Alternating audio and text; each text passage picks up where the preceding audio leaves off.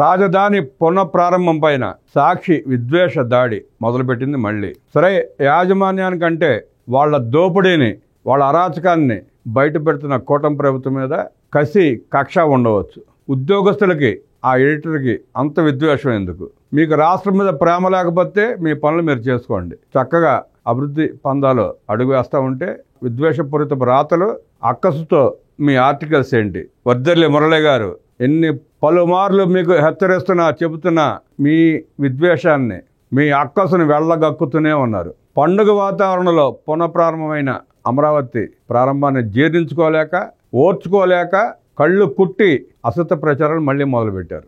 వేదనలో రాజ్యం, వేడుకలో రాజధాని అనే శీర్షికతో వడ్డెల్లి మురళి మళ్ళీ కట్టుకథలు. పునఃప్రారంభం జరిగిన రెండో రోజునే సాక్షి వాస్తవాన్ని తలకిందులు చేసి మరో రివర్స్ వ్యాసం రాశారు. ప్రజా రాజధాని అమరావతి పునఃప్రారంభానికి రాష్ట్ర వ్యాప్తంగా నలుమూలల నుండి లక్షలాది మంది వచ్చి నరేంద్ర మోదీ పాల్గొన్న సభను విజయవంతం చేశారు. దాన్ని జీర్ణించుకోలేక సాక్షి వక్రాక్షి విషపు రాతలు. రాష్ట్రంలోని అన్ని పార్టీలు, ప్రజలు ఏకకంఠంతో పునర్నిర్మాణాన్ని అంగీకరించాయి, అమరావతిని అంగీకరించాయి. ఒక్క సాక్షి మీడియా తప్ప. ఆనాడు జగన్మోహన్ రెడ్డి కూడా రాజధాని నిర్మాణానికి 30,000 ఎకరాలకు తగ్గకూడదు, 30,000 ఎకరాల పైన ఉంటేనే మంచి రాజధాని కట్టుకోగలమని చెప్పి ప్రగల్భాలు పలికి ఎన్నికల ముందు నేను కూడా ఇక్కడే శాశ్వతంగా ఉంటున్నాను, అందుకే ఇల్లు కట్టినానని చెప్పి ఆ ప్రజల్ని మోసం చేసి రాష్ట్రాన్ని నమ్మించి ముఖ్యమంత్రి ఎలా వ్యవహరించాడో చూసాం. ముఖ్యమంత్రి అయ్యాడు, ప్రజల చేతనే కాదు రాష్ట్రం చేతి మీద కూడా భస్మాస్మర హస్తం పెట్టి నాశనం చేసి వదిలిపెట్టాడు. జగన్మోహన్ రెడ్డి ఆనాడు మాట్లాడిన ప్రతి మాట రికార్డ్ అయి ఉంది. మాట్లాడితే మడమ తిప్పనంటాడు, మాట తప్పనంటాడు. చేసేయ ఆ రెండు పనులు జగన్మోహన్ రెడ్డి. మాట తప్పడం, మడమ తిప్పేయటం జగన్మోహన్ రెడ్డికి వెన్నతో పెట్టిన విద్య. కృష్ణశాస్త్రి బాధ ప్రపంచానికి బాధ, ప్రపంచపు బాధ అంతా శ్రీశ్రీ బాధ అన్నారు చలం గారి సూక్తి జగన్ రెడ్డి ముఠాకి కరెక్ట్గా సరిపోతుంది. జగన్ దోపిడీ ముఠా ప్రస్తుత బాధల్ని రాష్ట్ర బాధగా రుద్దే కపట ప్రచారం చేస్తున్నారు. జగన్ రెడ్డి పాలనలో దాన మాన ప్రాణ రాష్ట్ర ఆస్తుల్ని నష్టపోయిన, రక్షణ కోల్పోయిన ప్రజలు వేదనకు గురై జగన్మోహన్ రెడ్డిని రాజకీయ సమాధి చేసి ఇవాళ సంతోషంగా ఉన్నారు. మితిమీరిన దోపిడీ చేసిన జగన్ ముఠా మాత్రమే వేదనలో ఉంది. విపరీతంగా దోపిడీ చేశారు. ఆ కేసులన్నీ ఒక్కొక్కటి వెలుగులోకి వస్తూ ఉంటే ఆ ముఠా బాధ వర్ణాతీతం. మేము దోచుకుంటాం కానీ మా మీద కేసులు పెట్టడం ఏంటని నిస్సిగ్గుగా ప్రశ్నిస్తున్న పరిస్థితి. ఈ వ్యాసాలన్నీ వాటికి నిదర్శనమే. రాష్ట్ర ప్రజల వేడుక కోసం, పొరుగు రాష్ట్రాల రాజధానులకు ధీటైన రాజధాని నిర్మాణం కోసం, దేశమంతా గుర్తించేలా ఆంధ్రుల రాజధాని నిర్మాణం కోసం చంద్రబాబు తన ప్రతిష్టను, కఠోర కష్టాల్ని దారబోస్తున్నారు. జగన్మోహన్ రెడ్డి ఏనాడైనా రోజుకు అరగంట ప్రజల కోసం, రాష్ట్రం కోసం పనిచేసిన పరిస్థితి ఉందా? జగన్ రెడ్డి సృష్టించిన విధ్వంసాన్ని, అరాచకాన్ని, ఆర్థిక ఉగ్రవాదాన్ని, ఆర్థిక దోపిడీని, ఆ దోపిడీ వల్ల నష్టపోయిన రాజధానికి చంద్రబాబు నాయుడు గారు ఇవాళ రోజుకి 20 గంటలు కఠోర శ్రమ చేస్తూ దారిని పెడతా ఉంటే కంటగింపుగా ఉంది వారికి. వాళ్ళ దోపిడీని సమీక్షిస్తూ అభివృద్ధిని, సంక్షేమాన్ని రెండు పట్టాలా తీసుకెళ్తున్న చంద్రబాబు నాయుడు గారి మీద ఈర్ష వెళ్ళగక్కుతోంది సాక్షి వక్రాక్షి మీడియా. ఫ్యాక్షనిస్ట్ కాకుండా ప్రజానాయకుడైతే అన్ని ప్రాంతాలని, అన్ని వర్గాలని సమదృష్టితో చూడాలి. విద్వేషం, అసూయ, వినాశకర లాంటి వక్రబుద్ధులకు దూరంగా ఉండాలి. అన్ని పార్టీలు ఆమోదించిన అమరావతిపై జగన్ ముఠా ఎందుకు దాడి చేస్తోంది? అసెంబ్లీ సాక్షిగా ఏకైక రాజధానిగా అమరావతిని సమర్థించిన జగన్ ఎందుకు మాట తప్పి మడమ తిప్పాడు? అమరావతిపై అబద్ధాల దాడి, విద్వేష దాడి ఎందుకు? ఇది ప్రజల ఆశలకి, ప్రజా నాయకత్వానికి విరుద్ధం కాదా? అందరిది ఒక దారైతే ఉలిపి కట్టది మరో దారి అన్నట్టుంది జగన్ రెడ్డి వ్యవహార శైలి. జగన్మోహన్ రెడ్డి 5 ఏళ్ల పాలనలో దోపిడీకి కాదేది అనర్హం అన్నట్టు అన్ని సంస్థలని, అన్ని వ్యవస్థలని మితిమీరిన దోపిడీ చేశారు. లక్షల కోట్ల రూపాయల దోపిడీ ఒక్కొక్కటి వెలుగులోకి వస్తూ ఉంటే, జగన్మోహన్ రెడ్డి బ్యాచ్లోని ఒక్కొక్కడు లోపలికి వెళ్తూ ఉంటే ప్రజల దృష్టి మళ్లించడానికి, తమ అవినీతిని బయటపడకుండా కప్పిపుచ్చుకునేందుకే వక్రాక్షుల విషపు రాతలు, ప్రజల్ని దారి మళ్లించేందుకే విషపు సమావేశాలు, ప్రకటనలు. తన డబ్బు కక్కుర్తికి, తను దోచుకోవడానికి, ప్రజలు ఏమైపోతే నాకేంటన్న ఉద్దేశంతో 35 లక్షల కుటుంబాలని విషపూరితమైన మద్యం పోసి, మద్యం అమ్మి ఆ కుటుంబాలను సర్వనాశనం చేశాడు. సుమారుగా 70-80 వేల మంది అనారోగ్యం పాలై, కిడ్నీలు పాడై, లివర్లు పాడై, ఊపిరితిత్తులు పాడై బతుకీడుస్తున్నారు. అయినా ఆ మనిషికి డబ్బు ఆశ చావల, దోపిడీ ఆగల, లక్షల కోట్లు దోచుకోవడం, దేశాల సరిహద్దులు దాటించి ఇతర దేశాల్లో దాచుకోవడం. మీరేమైపోతే నాకేంటి, నా దోపిడీయే నాకు ముఖ్యం అన్న చందంగా వ్యవహరించాడు జగన్మోహన్ రెడ్డి. తమ కంట్లో ఉన్న దూలాన్ని కప్పెట్టుకునేందుకు ఎదుటివారి కంట్లో నలక ఉందా అని వెతికే ప్రయత్నం చేస్తుంది జగన్ముఠ. తమ దోపిడీ బయటపడుతున్న వైనంతో అమరావతి మీద విద్వేషపూరిత రాతలు రాస్తే, కుట్రపూరిత రాజకీయాలు చేస్తే, తన పేటీఎం గాల చేత విష ప్రచారాలు చేస్తే రాష్ట్రంలో ఉన్న ప్రజల దృష్టి మరలుతుంది అన్న ఉద్దేశంతోనే విషం ఎలగక్కుతున్నాడు జగన్మోహన్ రెడ్డి. నేటి ధరలకు అనుగుణంగా ఏ ప్రభుత్వం అయినా కాంట్రాక్టులు ఇస్తుంది, దాని ప్రకారం కాంట్రాక్టులు పనులు చేస్తారు. చదరపు అడుగు లెక్కను తీసుకొని అడుగు లెక్క ప్రచారం చేస్తున్నారు జగన్ రెడ్డి సైకో బ్యాచ్. చదరపు అడుగు ప్రభుత్వం చదరపు అడుగుకి ఎంత అని చెప్పి ఫిక్స్ చేసి కాంట్రాక్టర్కి ఇస్తే దాన్ని అడుక్కు లెక్క కట్టి, చదరపు అడుగు 7,000 ఉందనుకోండి, అడుగు వచ్చేటప్పుడు 2,500 ఎంత ఉంటుంది సుమారుగా. ఆ చదరపు అడుగు మాట తీసేసి అడుగుకి 7,000 8,000 కట్టబెడుతుంది కూటమి ప్రభుత్వం అని చెప్పి విష ప్రచారం చేస్తున్నారు. అంటే చదరపు అడుక్కి మధ్య చిన్న గీతని మభ్యపెట్టి ప్రజల్లో విషయాన్ని రగిల్చే ప్రయత్నం చేస్తుంది జగన్ముఠ. ఋషికొండ నిర్మాణానికి చదరపు అడుక్కి 20,000 రూపాయల పైన ఖర్చు పెట్టింది జగన్ముఠ.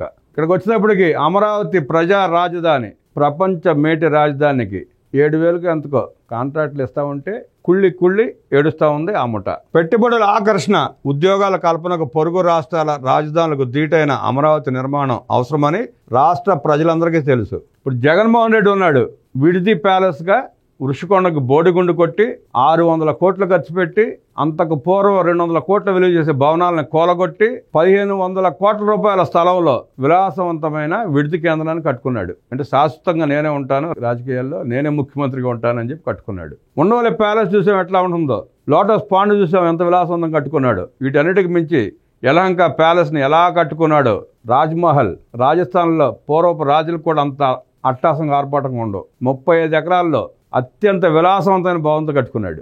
నువ్వు ఉండటానికే, మీరిద్దరు ఉండటానికే 100 రూముల ప్యాలెస్లు కట్టుకున్న నీకు ప్రజా రాజధాని, ఆంధ్రప్రదేశ్ భవిష్యత్తు రాజధాని మంచిగా కట్టుకుంటే మీకెందుకయ్యా కడుపు మంట అని ప్రజలు నిలదీస్తున్నారు. ప్రపంచమంతా ఆంధ్రప్రదేశ్ వైపు చూడాలన్న ఏకైక లక్ష్యంతో పెట్టుబడులను ఆకర్షించి నవ్యాంధ్రని ఆర్థికంగా పరిపుష్టి చేయాలన్న లక్ష్యంతో చంద్రబాబు నాయుడు గారు ముందడుగు వేస్తా అమరావతి అనే రాజధానిని అద్భుతమైన రాజధానిగా తీర్చిదిద్దాలని ప్రయత్నిస్తూ ఉంటే మీకెందుకు బాధ, మీకెందుకు మంట, ఎందుకు విషపు రాతలు రాస్తున్నారు?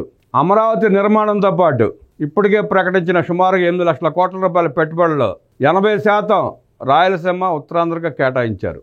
రాయలసీమలో గ్రీన్ ఎనర్జీ, సోలార్ ఎనర్జీ లాంటి అనేక పరిశ్రమలు వస్తున్నాయి, ఏర్పాటు చేస్తున్నారు. ఉత్తరాంధ్రలో టీసీఎస్ వస్తూ ఉంది. రైల్వే జోన్ ప్రకటించారు, రైల్వే జోన్ కేంద్ర కార్యాలయాన్ని శంకుస్థాపన చేశారు, పనులు ప్రారంభమయ్యాయి.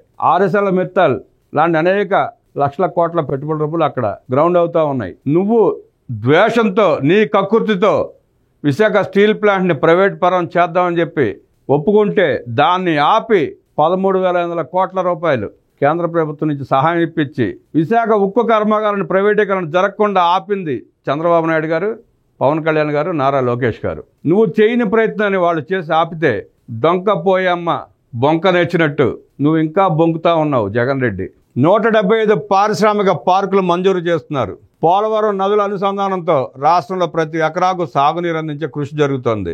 జగన్ పాలనలో స్థానిక సంస్థలకు కేంద్రం విడుదల చేసిన 1,000 కోట్లు దారి మళ్లించి వికేంద్రంపై గొడ్డలు వేటు వేశారు. సప్లాన్ నిధులు దారి మళ్లించి సామాజిక న్యాయం గొంతు కోశారు. మాట్లాడితే నా ఎస్సీ, నా ఎస్టీ, నా బీసీ అంటాడు. వెన్నుపోటు పొడిచింది ఆ వర్గాల వారికే. జగన్మోహన్ రెడ్డి ఆ వర్గాలని నాశనం చేశాడు. సప్లాన్ నిధులు మొత్తం దారిని మళ్లించాడు. కేంద్రం ఇచ్చిన 1,000 కోట్ల రూపాయల నిధుల్ని దారి మళ్లించాడు. ఏం చేశాడో తెలియదు. ఎక్కడ ఏ బటన్ నొక్కితే ఏ ప్యాలెస్లో మూటలు పొగయో తెలియదు. కానీ మభ్యపెట్టాడు ప్రజల్ని, నమ్మించాడు ప్రజల్ని. నమ్మించి మభ్యపెట్టి వాళ్ళ నెత్తిని చేయి పెట్టాడు. కూటమి ప్రభుత్వం వచ్చినాక చంద్రబాబు నాయుడు గారు ముఖ్యమంత్రి అయిన తర్వాత ఆ నిధులు దారి మళ్లకుండా పంచాయతీలకు ఇచ్చి, సప్లా నిధులు ఆ కార్పొరేషన్లకు ఇచ్చి రాష్ట్రంలోని పేద ప్రజల్ని, ఆ ఎస్టీ, ఎస్సీ, బీసీ కార్పొరేషన్లని నిలబెట్టింది కూటమి ప్రభుత్వం. నువ్వు ధ్వంసం చేసిన ఆ వ్యవస్థల్ని గాడిని పెడుతూ ఒక్కొక్కటి నిలబెట్టుకుంటూ వస్తుంది కూటమి ప్రభుత్వం. 88 లక్షల మంది సెల్ఫ్ హెల్ప్ గ్రూప్ మహిళలకు రుణ సౌకర్యం పెంపుకు బ్యాంకర్లతో ప్రభుత్వం మాట్లాడింది. వీటితో పాటు ప్రతి కుటుంబం అభివృద్ధికి P4 పథకం ప్రవేశపెట్టింది. ఇలా దేశం గుర్తించే రాజధాని నిర్మాణంతో పాటు 3 ప్రాంతాల అభివృద్ధి, 175 నియోజకవర్గాల అభివృద్ధి, ప్రతి పంచాయతీ, ప్రతి మున్సిపాలిటీ అభివృద్ధితో పాటు ప్రతి కుటుంబ అభివృద్ధికి కూటమి ప్రభుత్వం కృషి చేస్తోంది. ఈ వాస్తవానికి విరుద్ధంగా జగన్ ముఠా రాజధాని ఒకటే అభివృద్ధి చేస్తున్నదని ప్రచారం చేస్తూ విద్వేషం రెచ్చగొట్టే కుట్రలు చేస్తోంది. అమరావతి మీద వీళ్ళు ఎంత పడి ఏడుస్తున్నారంటే ఈ మధ్యన కూడా ప్రపంచ బ్యాంక్కి లేఖలు రాశారు, మెయిల్స్ పంపించారు. రాజధానిలో కుట్ర జరుగుతూ ఉంది, అది కొన్ని వర్గాలకే చెందింది, మీరు లోన్లు ఇవ్వద్దు అని చెప్పి ప్రపంచ బ్యాంక్ కమిటీ వేసి అమరావతి 29 గ్రామాల్లో పర్యటించి విచారణ చేసి, మీ బతుకులు తగలయ్యా, మీరు ఇంత దరిద్రులా, మీ రాష్ట్రంలో ప్రజా రాజధాని గొప్పగా నిర్మాణం జరుగుతూ ఉంటే మీరు ఇలా ఏడుస్తారా అంటూ వాళ్ళు పెట్టిన ఈమెయిల్స్ని, వాళ్ళు పెట్టిన లెటర్స్ని వాళ్ళ మొహాన కొట్టింది ప్రపంచ బ్యాంక్. అయినా వాళ్ళకి సిగ్గురాదు. ఈ వాస్తవానికి విరుద్ధంగా జగన్ ముఠా రాజధాని ఒక్కటే అభివృద్ధి చేస్తున్నదని ప్రచారం చేస్తూ విద్వేషం రెచ్చగొట్టే కుట్రలు చేస్తోంది. విద్వేష ప్రచారాన్ని తిప్పికొడితేనే ప్రతి పౌరుని బాధ, ధనం, ఆస్తులు, భూములు కాపాడుకోగలుగుతాం జగన్ రెడ్డి ముఠా నుంచి. జగన్ రెడ్డి విష ప్రచారాన్ని దయచేసి నమ్మవద్దు. వాస్తవాలు తెలుసుకోండి. మీ ప్రాంతాల్లో జరుగుతున్న అభివృద్ధిని తెలుసుకోండి. జగన్ రెడ్డి చేస్తున్న విష ప్రచారాన్ని బెరీజ్ వేసుకోండి. ఎంత దుర్మార్గంగా వ్యవహరిస్తున్నాడో తెలుస్తుంది మీకు. 1,80,000 కోట్ల పైన ఒక మద్యంలోనే లూటీ చేశాడు, దోచేశాడు అడ్డగోలుగా. ప్రజలకు చెందాల్సిన సొమ్ముని కపట మాటలతో ప్రజలను దారి మళ్లించి దారుణంగా దోచుకున్నాడు. 1,80,000 కోట్ల రూపాయలకు పైన మద్యంలోనే. అరెస్టులు అవుతానే చూస్తున్నాం. ఏటోగొన విజయసాయిరెడ్డి కూడా చెప్పాడు నర్మగర్భంగా, బిగ్ బాస్ ఎవరో చెప్పకనే చెప్పాడు ఆయన. రాజ్ కసిరెడ్డి అరెస్ట్, మిథునరెడ్డి విచారణ, సూత్రధారులు, పాత్రధారులు అందరూ అరెస్ట్ అయ్యి నిజాలు వెళ్ళగక్కుతున్నారు.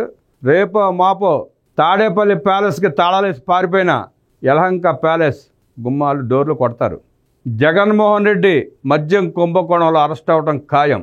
మద్యం కుంభకోణంలో దోచుకున్న 1,000 కోట్లు ఎక్కడికి దారి మళ్లించావో, ఎక్కడెక్కడ దాచావో అన్నీ బయటపడినాయి, అన్నీ బయటకు వచ్చినాయి. ఢిల్లీ లిక్కర్ కుంభకోణంలో 100 కోట్లకే ముఖ్యమంత్రి, ఉప ముఖ్యమంత్రి, మంత్రులు, ఒక ఎమ్మెల్సీ సంవత్సరం జైలులో మగ్గిన పరిస్థితి. నీది ఏకంగా 1,80,000 కోట్ల దోపిడీ. నిన్ను వదిలిపెడుతుందా వ్యవస్థ? నిన్ను వదిలిపెడతారా ప్రజలు? జగన్మోహన్ రెడ్డి 2004 నుంచి 14 మధ్యలో దోచుకున్నదంతా కక్కిస్తారు. 2019 నుంచి 2024 మధ్యలో నువ్వు మింగిన కొండలన్నింటినీ కక్కిస్తారు జగన్మోహన్ రెడ్డి. నువ్వు ఎంత విషప్రచారం చేసినా, నీ వక్రాక్షలో ఎన్ని రాతలు రాపించుకున్నా నువ్వు బయటపడలేవు జగన్మోహన్ రెడ్డి. 2019, 2024 మధ్యలో ఆంధ్రప్రదేశ్లో రైతులు 1,300 మంది రైతులు ఆత్మహత్యలు చేసుకున్నారు. నీ నికృష్ట పాలన వల్ల 1,300 జీవితాలు బుగ్గిపాలయ్యాయి. గతంలో చంద్రబాబు నాయుడు గారు ఇచ్చిన డిప్ ఇరిగేషన్ సబ్సిడీలు మొత్తం తీసేసావు. ఆ పరికరాలు ఒక్కడికి ఇవ్వాల. కృష్ణా డెల్టా లాంటి ప్రాంతంలో రెండో పంటకు నీళ్లు ఇవ్వలేని అసమర్థపు నాయకుడు నువ్వు. పట్టెసీమ ఉపయోగించి నీళ్ళు ఇవ్వచ్చు. పట్టెసీమ ఉపయోగించి నీళ్ళు ఇస్తే మళ్ళీ చంద్రబాబు నాయుడు గారికి ఎక్కడ పేరు వస్తుందో అన్న కుళ్ళు బుద్ధితో 4 సంవత్సరాలు డెల్టా రైతాంగాన్ని అల్లాడించావు. నువ్వా రైతులకి చేశానని చెప్పుకునేది. జగన్ పాలనలో సరాసరి సంవత్సరానికి 260 మంది ఆత్మహత్య చేస్తున్నారు రైతులు. నువ్వు ధాన్యం సేకరణప్పుడు 7 నెలలు 8 నెలలలోపు ఏ రోజు కూడా ఆ రైతుకు నువ్వు డబ్బులు ఇవ్వాల. మద్దతు ధర అన్నావు. ఆ మద్దతు ధర డబ్బులు ఇచ్చేటప్పుడు తేమ శాతం ఎక్కువ ఉందని, పొట్టు ఎక్కువ ఉందని రకరకాల కటింగులతో 20%, 30% కట్ చేసావు. ఆ కట్ చేసిందన్నా సరిగ్గా ఇచ్చావా అంటే అది లేదు. మీ లోకల్ నాయకులు దాంట్లో కమిషన్ల కక్కుర్తులు. ఇవాళ కూటమి ప్రభుత్వం వచ్చినాక, చంద్రబాబు నాయుడు గారు ముఖ్యమంత్రి అయ్యాక 24 గంటలలోపు ధాన్యం డబ్బులు ఏదైతే ధర ప్రకటించారో, ఏ ధరకైతే కొన్నారో ఆ డబ్బులు 24 గంటలలోపు రైతుల ఖాతాలో పడుతున్నాయి. ఇవాళ రైతు సంతోషంగా ఉన్నాడు. నీ గత 5 ఏళ్ల పాలనలో కన్నీరు పెట్టని రోజు లేదు రైతు. ఇవాళ సంతోషంగా తమ పనులు తాను చేసుకుంటున్నారు.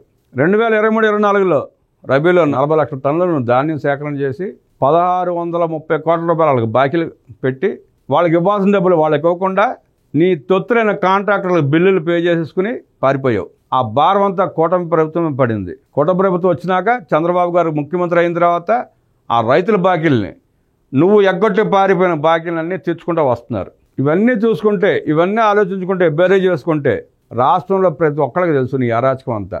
ఇంకా నువ్వేదో కులాలని రెచ్చగొట్టి, మతాలని రెచ్చగొట్టి, ప్రాంతాల వరకు విడదీసి రాజకీయం చేద్దామంటే నీ పప్పులు ఉడకో జగన్ రెడ్డి. మద్యం కేసు నీ వెనకాల తాసుపాములా బుసలు కొడతా ఉంది. ఇసుక అక్రమ కేసులు ఉన్నాయి. మైన్స్ దోపిడీ ఉంది నీ వెనకాల. ఇంకా వేలాది ఎకరాల భూముల్ని దోచుకున్న కేసులు నీ వెనకాల ఉన్నాయి. నువ్వు అనకొండలాగా రాష్ట్రాన్ని మింగేయాలని చూసావు. రివర్స్ అయ్యి నువ్వు దోచుకున్న దోపిడీ అంతా అనకొండలాగా మారి నీ వెనకాల పడి బుసకొడతా ఉంది. తాత్కాలికంగా నువ్వు రక్షింపబడవచ్చు, కానీ నీ పార్టీకి రాజకీయ సమాధి కట్టేశారు ప్రజలు.